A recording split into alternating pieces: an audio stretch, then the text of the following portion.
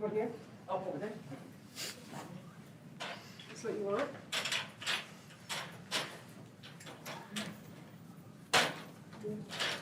Sure. Yeah. It actually has to be parked on the mat.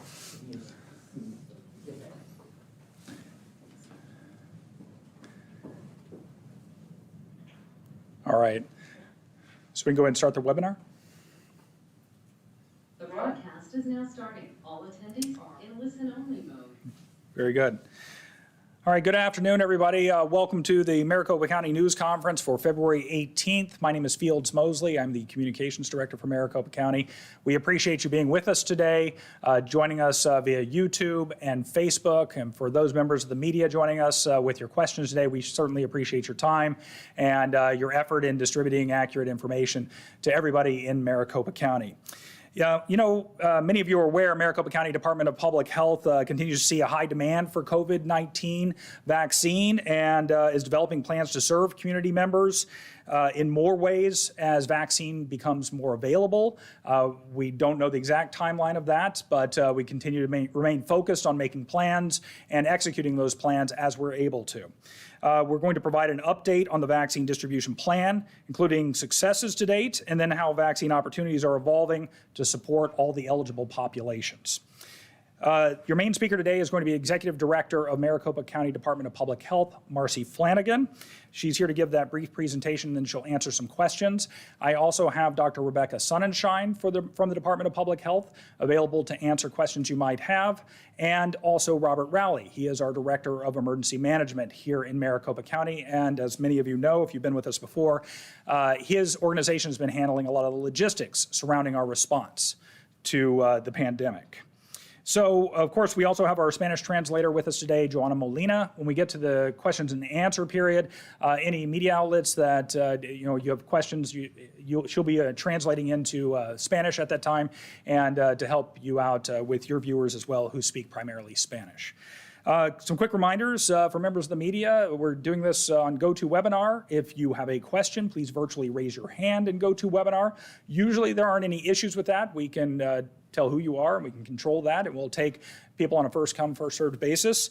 But if you are having some struggles with GoToWebinar and that software, please log out, log back in, and usually that solves any of the problems. But we can't unmute you from this side. You need to be unmuted whenever we come to you so you can ask your question.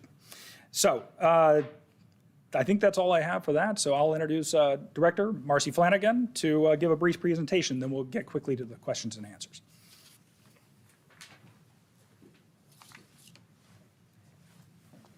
Good afternoon.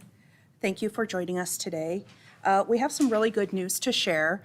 Although we experienced our biggest wave of cases in January, we are now on the other side of that peak. Cases, hospitalizations, and deaths are all decreasing. We know that news does not help those of you who have lost loved ones to this disease, but we are making progress as a community. We are now averaging about 1,000 cases per day, which is a lot lower than before, but is still considered high levels of community transmission. This number of cases will continue to lead to hospitalizations and deaths for far too many people in our community, which is why we need to keep vaccinating and doing what we can to prevent the spread. Our biggest success that would not have been possible without our healthcare partners is where we are with vaccinating our residents. I am proud to say that we have given more than 700,000 vaccines to over 500,000 Maricopa County residents, which is 15% of our population. We now have a page on our website at maricopa.gov/COVID-19 vaccine data. I'll say that again, it's maricopa.gov/COVID-19 vaccine data that tells us how many people in our county have gotten vaccinated and where they live. It also shows us demographics of who has gotten the vaccine so we can identify gaps and get those who are most vulnerable vaccinated. Of everyone who has gotten at least one dose, about 1 in 3 are fully vaccinated. Thanks to our healthcare system partners, we started with 5 drive-through pod sites, or large point of dispensing sites, and added a 6th walk-through pod. So people can make appointments and get their vaccine without needing access to a private vehicle. These pods were never meant to be our entire distribution strategy, but they were the best way to get a large amount of vaccine out into priority populations in the beginning. Now that we have other types of vaccine sites available, some of our pods will be closing, and this is according to our plans. Our contracts with Dignity Health operating the Southeast site and Honor Health operating the Northeast site will be ending in the next several weeks. This will not impact any appointments that are currently scheduled. We are so grateful for all of the work and resources that our partners have contributed to create model systems to vaccinate thousands of people per day. The original plan was for those sites to vaccinate people only in phase 1A priority, and they stayed open to help us during phase 1B because of the great success they had. We are already expanding the number of ways people can get vaccinated, such as through our school and child care specific events, pop-up events in targeted communities, vaccine events with long-term care facilities, and pharmacies and federally qualified health centers, which are getting vaccine allocations from both us and the federal vaccine program. While some drive-through pods will be ongoing, we will continue to create other ways and locations for people to get vaccinated with a focus on targeted events based on community needs. This will include events serving rural and urban parts of the community, those who speak multiple languages, and much more, so we can make sure we serve our communities that may be hard to reach or underserved. We appreciate the work and commitment of so many as we continue to respond to this pandemic. Our healthcare partners across the board, from healthcare systems to small clinics, community and faith-based organizations, over 8,000 volunteers and the National Guard, every site and organization involved in our pods and events, municipalities, law enforcement, first responders, Maricopa County staff who have been working day and night on this response for over a year now, and everyone who is continuing to mask up, socially distance, and take other precautions to reduce the spread of disease to the people around them. Thank you, and I'll turn it back over to Fields.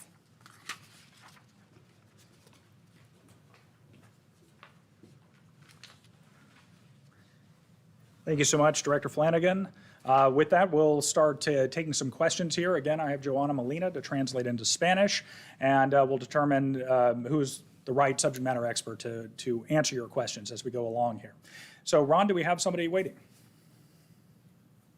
Yes, Fields. Cameron Pullum. Cameron, you're up. Can you hear us, Cameron? We can't hear you. Cameron, you'll need to unmute on your end. Gotcha. You got me? We do. All right. Thank you so much for taking our questions. And this is probably for Dr. Flanagan. I'm hoping that she can clarify the date in which those pods will be closed. I had it cut out on my end, so I'm hoping she can clarify the date, the timing of those pods in which they'll close. And then also touch on the weather delays that Maricopa County is experiencing with vaccines. Now, I know that the state just put out a release that said that the Pfizer vaccine is on its way, but the Moderna vaccine continues to be delayed.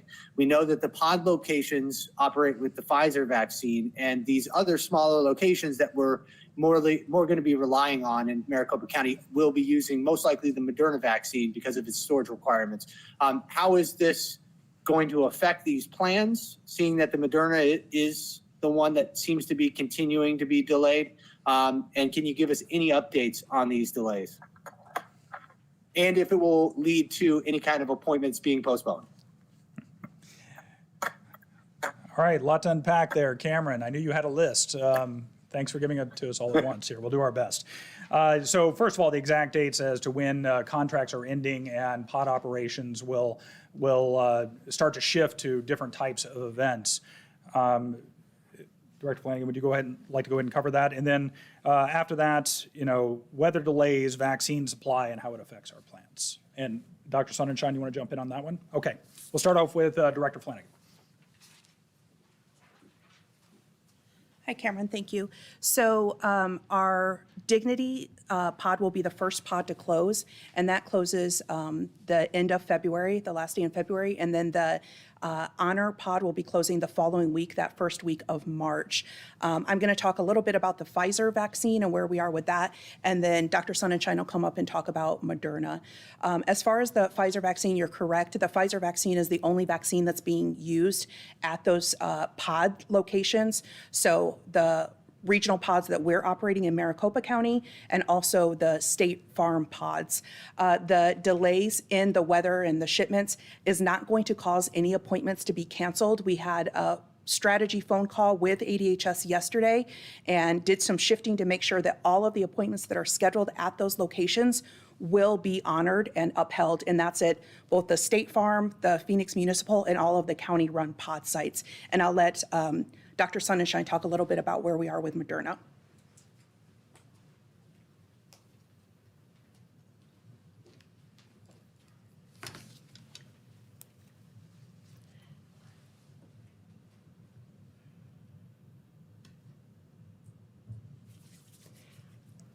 So the Moderna vaccine is a little bit more challenging because those doses go to a lot of different areas.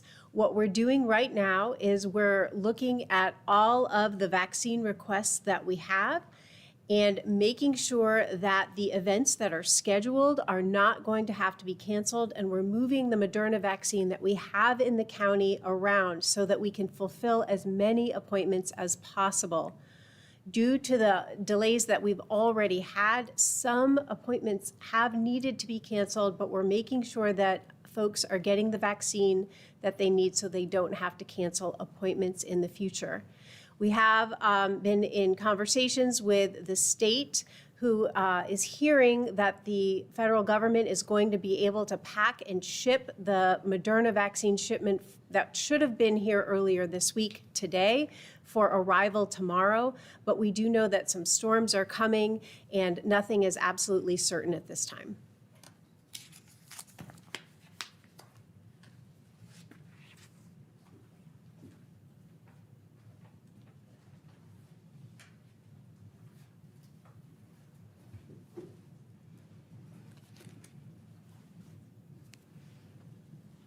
Y son varias preguntas las que se hicieron y trataremos de contestarlas todas. La pregunta fue que si podíamos clarificar el día en que cerrarán algunos de los puntos de distribución del condado Maricopa y también si hay algunos retrasos en la entrega de la vacuna aquí en el condado Maricopa y si se cancelarán algunas citas. Bueno, ha habido algunos retrasos en lo que viene siendo la vacuna de Pfizer debido al clima, pero no en la de Moderna. En Dignity Health es uno de los puntos de distribución que estará cerrando al fin de febrero y también el punto de distribución que es Honor Health también estará cerrando la primera semana de marzo. Pfizer es la única vacuna que se usa en estos puntos de distribución. También en los puntos de distribución que utiliza el estadio de State Farm. Y no se cancelarán citas. Hemos tenido una junta estratégica con el Departamento de Servicios de Salud del Estado para no cancelar las citas que ya se tienen programadas. Con respecto a la vacuna de Moderna, eso es un poco más de reto debido a que esta vacuna va a muchas áreas y estamos viendo qué peticiones tenemos ya para eventos que están programados para no tener que cancelar y ver cómo movemos vacuna de un lugar a otro para poder honrar esas citas que ya existen. Algunas de las citas que ya se habían retrasado precisamente porque no había llegado vacuna. Y el gobierno federal enviará la vacuna Moderna en los próximos días, esto dependiendo del clima como se encuentre, pero ya está retrasada esta vacuna en llegar aquí al condado.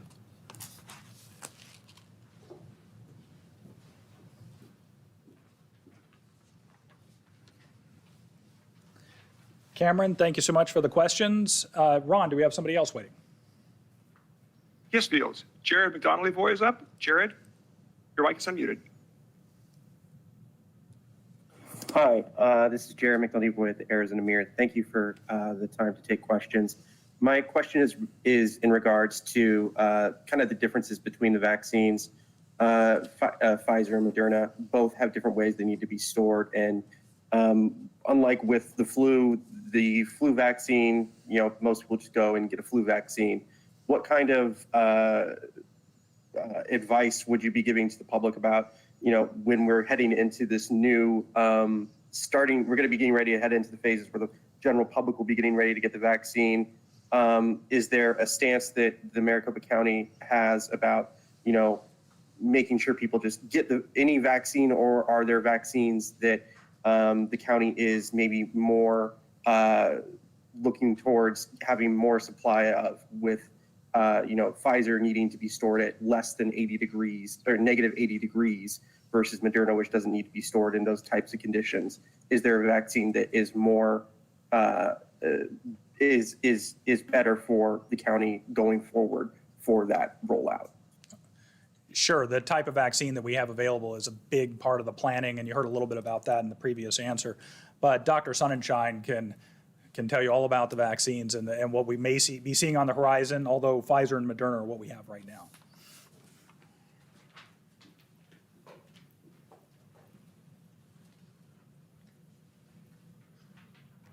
I think that's a really important question that a lot of people have. What are the differences between the vaccines that are available right now? So as you mentioned, Fields, we have both Pfizer and Moderna. They're both highly effective, about 95% effective.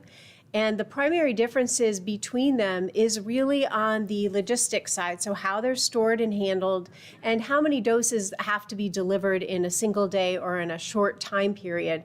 So what we would tell the general public is whatever vaccine is available to you and wherever you can get an appointment, please go ahead and sign up for that appointment. Don't wait for one vaccine or the other. They're similar in effectiveness, and they're also very similar in their side effects, and they're both very good. So please just get the one that you have available. And remember that you want to get your second dose the same vaccine that you got for the first dose. So if you get Moderna, you've got to get a second dose of Moderna 4 weeks later. And if you get Pfizer, you've got to get your second dose 3 weeks later. You'll get an appointment when you get that first dose, but it's just key that you get the same vaccine both times. We do anticipate that another vaccine will be coming out in the next couple of weeks, and we already have plans in place to distribute that vaccine.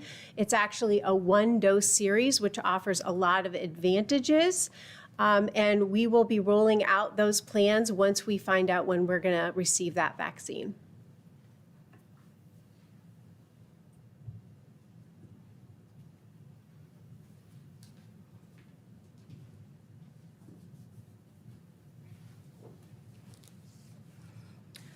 Y la pregunta es, ¿qué diferencias existen entre las dos vacunas de Pfizer y Moderna? ¿Y qué le diría al público en general, que son los que próximamente estarán ya para poder recibir la vacuna? ¿Cuál deben de ponerse? Bueno, las dos vacunas son diferentes en cuestión de cómo se entregan, en la cuestión logística, pero tanto la de Pfizer como de Moderna son 95% de efectivas. Entonces, la forma en que se almacena y cómo se entrega a los estados, a los condados, es la única diferencia. Lo que se le diría al público es que cuando tengan una cita disponible, debido a que hay muy poca disponibilidad de la vacuna, si encuentran una cita, tomen la vacuna que tengan al momento. También recuerden que tiene que esperar 4 semanas para recibir la segunda dosis de la vacuna de Moderna y 3 semanas para recibir la de Pfizer. Anticipamos también que llegue otra vacuna próximamente y que sea aprobada en las próximas semanas y solo requerirá una dosis, pero hasta que no esté lista no podemos hablar más sobre los planes hasta que llegue.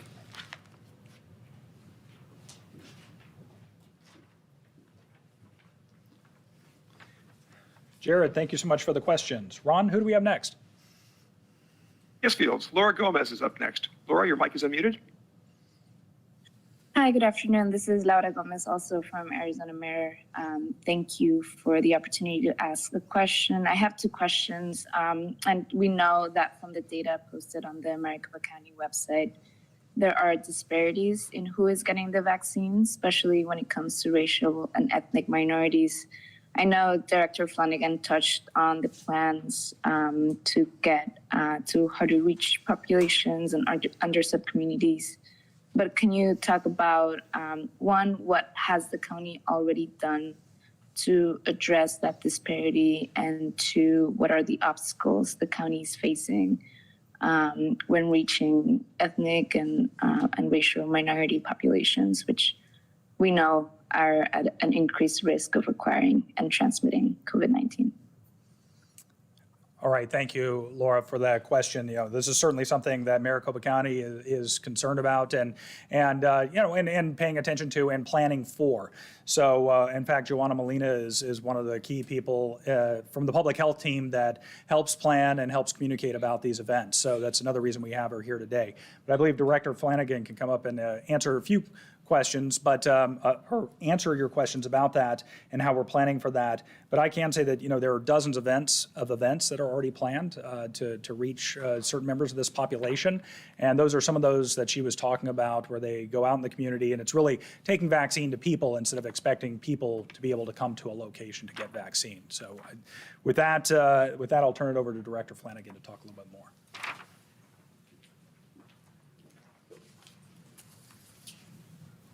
Thank you for your question, and certainly a very important one. Our website and communication materials, as they always have in public health, Maricopa County Department of Public Health, have been translated into Spanish from the beginning.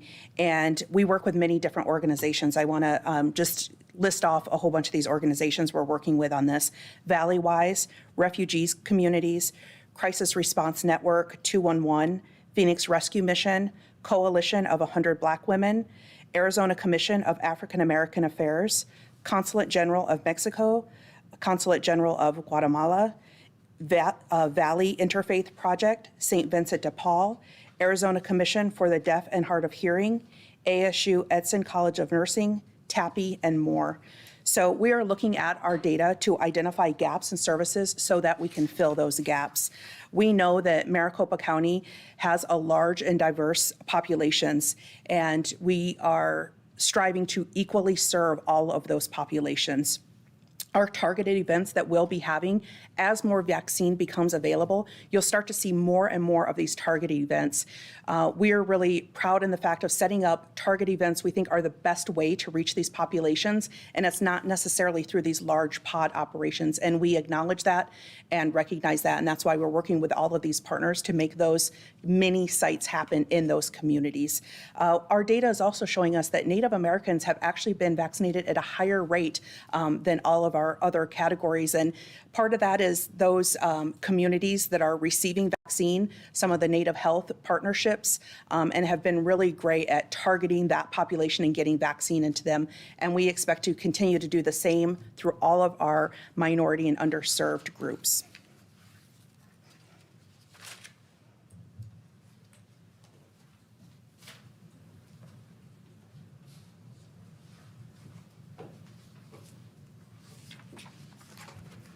Y la pregunta es que sabemos que hay algunas diferencias o disparidad en la distribución de la vacuna, diferencias entre quién está obteniendo la vacuna, grupos étnicos y también grupos o raza.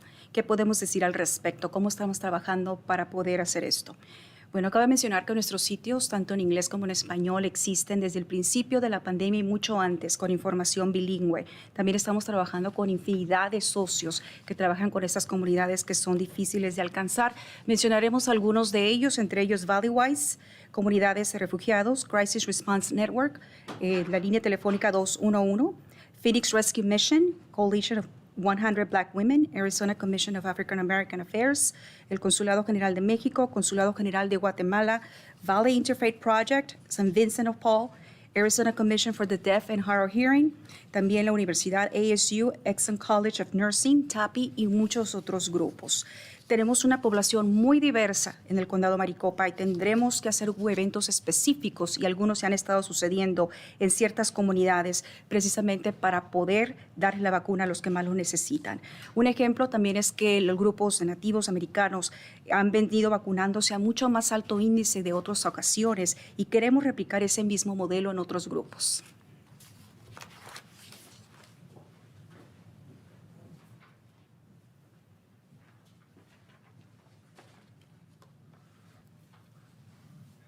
Laura, thank you so much for the questions. Ron, who do we have next? Fields, Allison Steinbach is up next. Allison, your mic is unmuted. Hi, thank you all so much for doing this. We really appreciate it. So I'm wondering if you can talk a bit about some of your takeaways from analyzing the vaccine data. So what aspects is the county doing well, and where is there room to improve? Okay, I think we covered that a little bit in the last answer, but Dr. Sonnenschein can expand on that a little bit.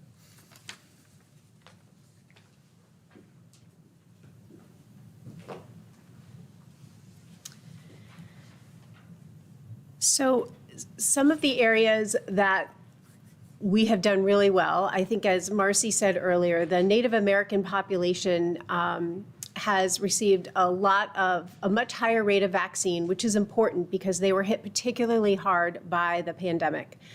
We've also had a lot of success getting to the groups that have been eligible so far. So in the individuals who are 75 and older, we have vaccinated more than half of those residents in the county. And we've already vaccinated over 30% of everyone 65 and over. And as you know, those are not only the people who are most vulnerable to severe disease, hospitalization, and death, but that also helps protect our healthcare system for everyone else. Our law enforcement has been offered vaccine throughout the county, and that is pretty much complete. Amongst our teachers, we have already completed about 20,000 vaccinations of all school staff, and we will have offered at least one dose of vaccine to every single school staff affiliated with public, private, and charter schools, as well as childcare by February 22nd, with second doses completed by the first week in April. So those are a lot of our successes. We just opened up to 65 and over, and we hope to get to that population very quickly. And once we get enough of those vaccinated, we hope to open up to frontline essential workers. Our goal now is to get to these populations that may not have access to the larger pods in rural communities, our African American populations, our non-English speaking populations, and our refugees. We have partnerships with them to make sure that we get good information about the vaccine and translated into different languages. And we just need to get the vaccine out there in the community, and the limitation right now is having enough vaccine.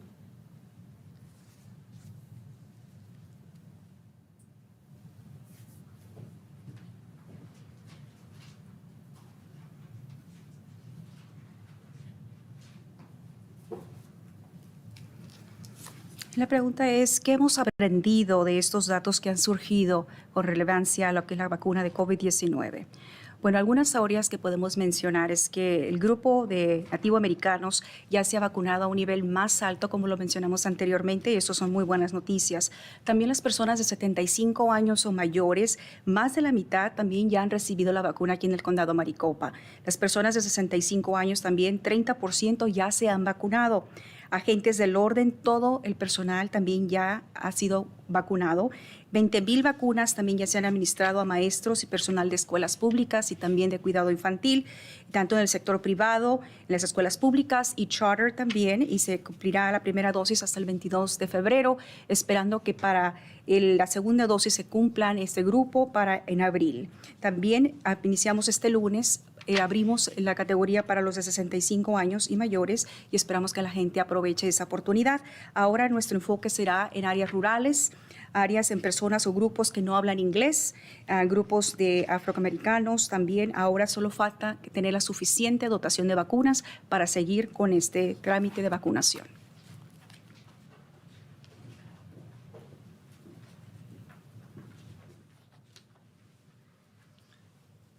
Allison, thank you so much for the question. Ron, who do we have next? Ms. Fields, Katie Davis-Young is up next. Katie, your mic is unmuted. Hi there. I know it took about 2 months to get to this 15% of the county vaccinated. Is that keeping pace with your goal? Are you on schedule? And is there any expectation that pace will pick up from here, or is it going to take another 2 months before we get to 30%? Yeah, I think much of that is dependent on vaccine supply. That we reiterated that over and over again. And that's we know that that supply is not what we wish it was at this point. But Director Flanagan will take that question. Hi, Katie. Thank you for that question. Certainly, Our plan is as much vaccine reaches our community, that's how quickly we will get it out and move through the phases quicker. There is certainly an expectation that not only will production, the production time for Pfizer is already going to be shortened, but that production will increase and more vaccine will become available. But we also know that as we move through these phases, there becomes a larger number of individuals that fall within these phases. And that was all part of the plan. As far as a timeline for our plan, it really has always been dependent on how much vaccine we received in Arizona and Maricopa County. And that continues to be a factor that is really the big unknown. After Johnson & Johnson, if more vaccine manufacturers become approved and become available, we could anticipate moving through these phases even quicker. But for now, we're really proud of how much vaccine we've gotten out, how many vaccines have been in the arms of Maricopa County residents. And it could have been higher at this point if we had more vaccine, but I think where we're at with vaccine really matches what we've gotten out into the community. Thank you.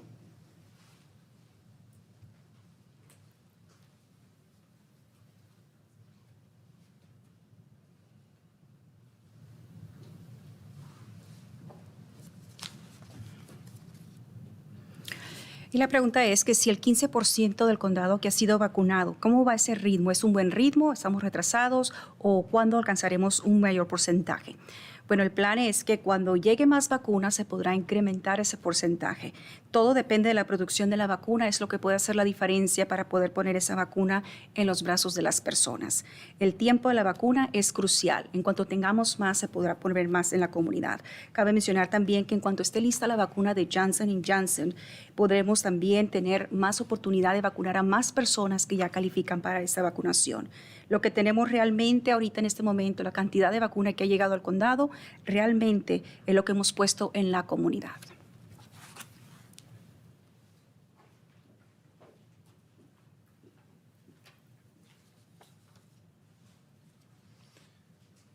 Katie, thank you for the question.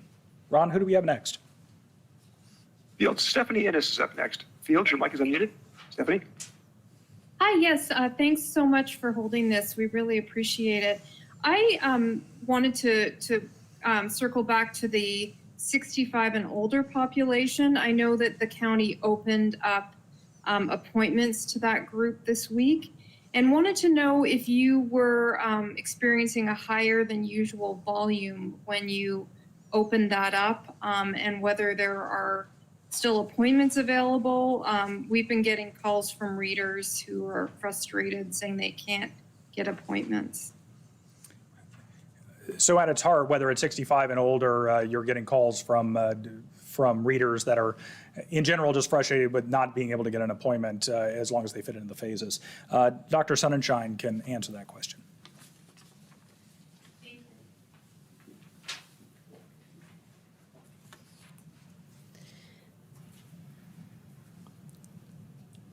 Thanks for the question. We have about 400,000 people between the age of 65 and 74 in Maricopa County. We opened up this past week because we knew that the federal pharmacy program was going to be opening up to 65 plus, and we wanted to simplify things and make sure that people were eligible at all the sites in Maricopa County. Even though we knew that we wouldn't have enough appointments to meet everybody's need. So what we're finding is that as soon as we open up appointments at our pod sites and at our events, they fill up very, very quickly.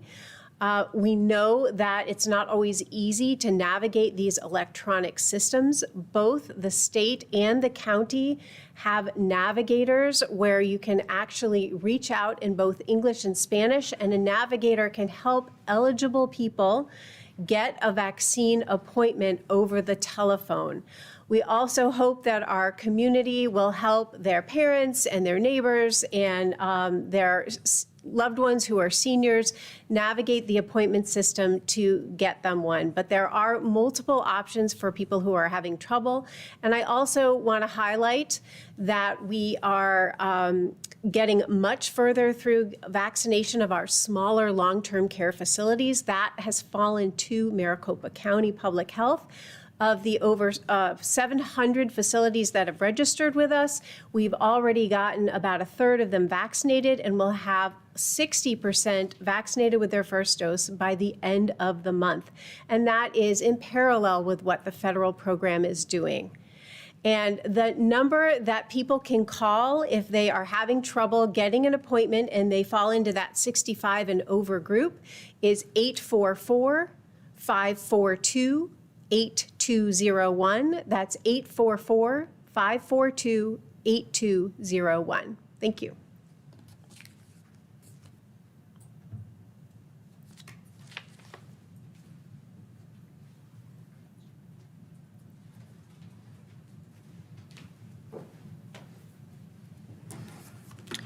La pregunta es que las personas de 65 años o mayores, ese grupo empezó a ser prioridad aquí en el condado de Maricopa a partir de este pasado lunes, esta semana. ¿Ya hemos experimentado acaso un alto volumen de las personas de esta categoría, de esta edad, que están buscando la vacuna? Bueno, acabo de mencionar que en el condado de Maricopa existen 400,000 personas entre las edades de 65 a 74 años que califican para la vacuna. Eso además de todos los grupos que ya también califican para la vacuna. El programa federal de farmacias arrancó esta semana, por eso también nosotros lo abrimos para el grupo de 65 años y mayores.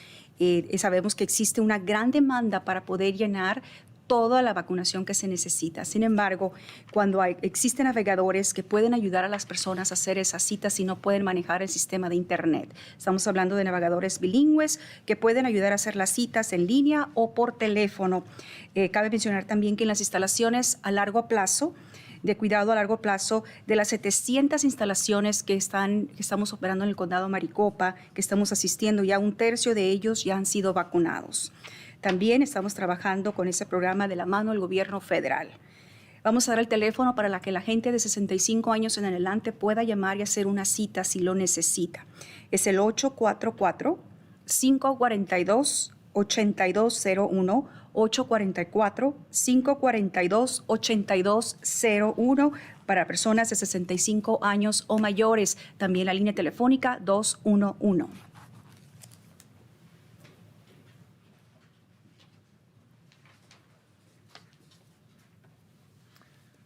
All right, thank you so much for the question. Ron, do we have somebody else in the queue? Fields, Matt Roy is up next. He is having some technical difficulties, and he asks two questions. How many doses are expected in the Friday Moderna shipment? And do we have a timeline for when 1C will commence scheduling appointments? Doses in 1C.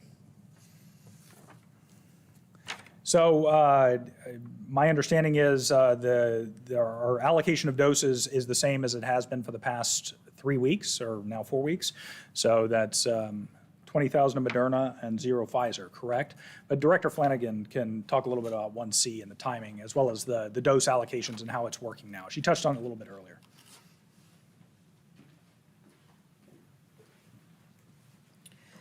Yeah, so thank you for the question. As Fields mentioned, our allocation for next week is similar to what it's been the past couple weeks, which is 0 Pfizer and 20,000 Moderna. But again, we are working with ADHS to ensure that all of our pods are able to maintain operations, and they are allocating Pfizer directly from the states to our pods or transferring over Pfizer to make sure that they uphold all the appointments that are scheduled at those locations. As for when we'll move into phase 1C, that's really hard to tell. If we continue to see allocation kind of trickle in at this pace, it's going to be several months before we reach 1C. What you also have to remember is that we're still in 1B priority. We still have the rest of 1B to get through, which is our frontline essential workers, and that's another huge population in our community. And so it's already going to take us, I would, best guess is another month or two before we're even talking about getting through that phase. And so we know that it's going to be a little while before we get to 1C, but again, so much of that is dependent on how much vaccine we receive and how quickly that vaccine makes its way to Arizona and Maricopa County.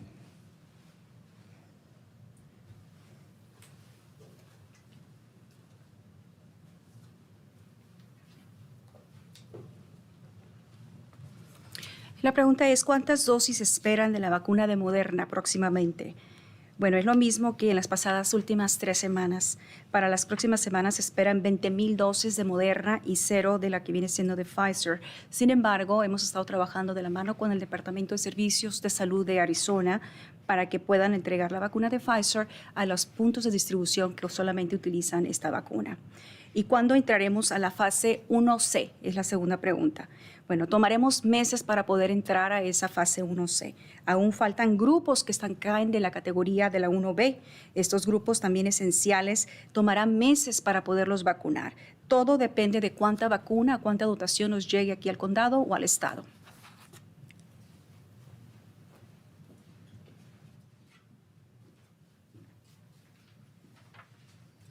All right. Ron, thanks for relaying those questions from Matt. Who else do we have out there? Fields, Brian Webb's up next. Brian, your mic is unmuted. Okay. Hi, thank you guys for your time. Director Flanagan just mentioned this, but do you mind, for point of clarification, when we think we'll begin in the county vaccinating frontline workers like the grocery store workers, and will that rollout be any different for them or be administered the same way as other particular groups? Thank you. You know, that's whenever you start talking about large employment groups, you know, like grocery store workers, you know, similar to what we've done with schools and their employers, we've set up these private events, if you will, these pods for specifically educators. So Director Flanagan can talk a little bit more about that and how that might look once we get to that part of the phase.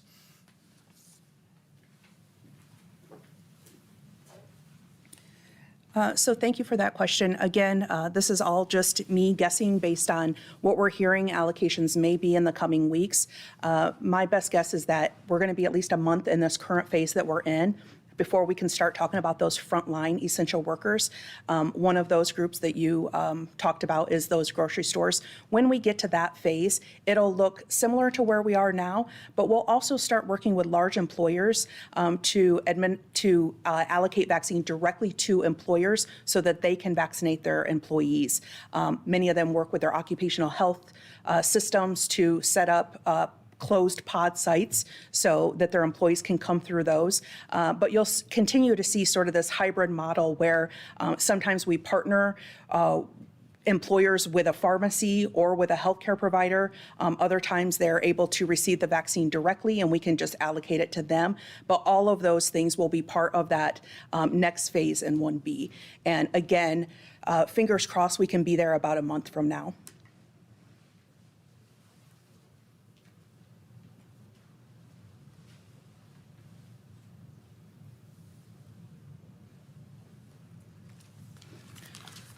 La pregunta es, ¿cuándo vacunaremos a trabajadores de tiendas o supermercados? Bueno, solo estamos pronosticando al momento porque mientras no exista la vacuna es muy difícil decir cuándo estaremos vacunando a más grupos. Estamos pronosticando que aproximadamente un mes tomará para que podamos entrar a otras fases que califican en la 1B como los trabajadores esenciales. Y probablemente trabajaremos igual, un método híbrido como lo que hemos estado haciendo, tanto en las escuelas, también puede ser de lo mismo con los empleadores y asociándonos con farmacias para que puedan vacunar a su personal. Esto es solamente la fase 1B, que aproximadamente un mes esperamos tener más vacuna, pero todo depende si es que llega esa vacuna.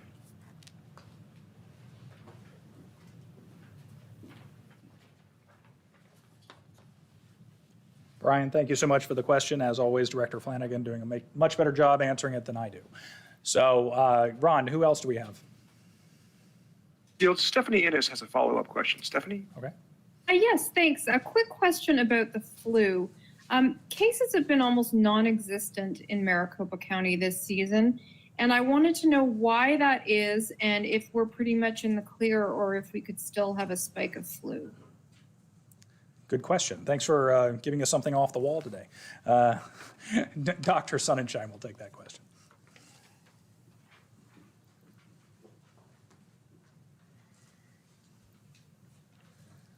Stephanie, I think that is the question that we're all asking ourselves. And I think the simple and obvious answer to those of us who do flu surveillance every year is that the physical distancing that we're doing, washing our hands and wearing masks, prevents against spread of the flu just like it prevents spread of COVID.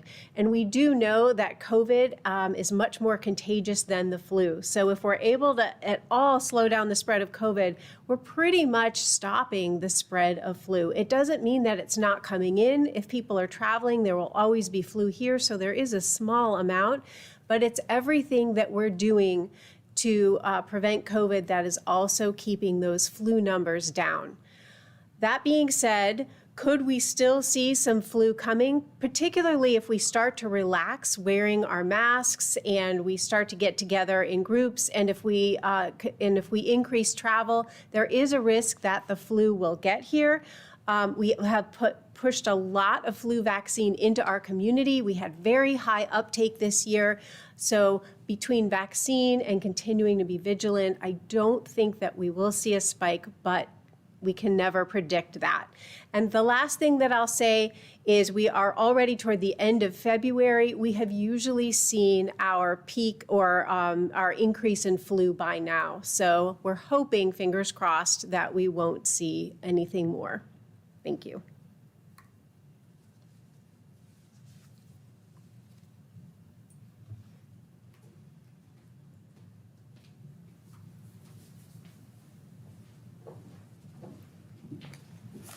La pregunta es acerca de la gripe o de la influenza, que casi no ha existido en esta temporada. ¿A qué se debe? Bueno, esa es la pregunta que todo el mundo se hace, especialmente los que viven en lo que viene siendo la investigación de enfermedades, que a eso se dedican. Sabemos que el mantener el distanciamiento físico, el lavado de manos, el uso de la mascarilla, puede también disminuir la propagación de la gripe, similar a lo que viene siendo COVID, aunque COVID es mucho más contagioso. Pero aún podríamos ver gripe si es que empezamos a relajar o a bajar la guardia. Si evitamos el uso de la mascarilla, nos relajamos. Y también cabe mencionar que muchas personas se vacunaron contra la influenza. Puede ser una de las razones por las que no hemos visto tantos casos. También mencionamos que en el condado de Maricopa la época pico de la gripe se ve a finales de febrero, así que cruzamos los dedos para que esta temporada ojalá que no llegue la vacuna, no llegue la gripe, aunque eso pudiera suceder, no se sabe.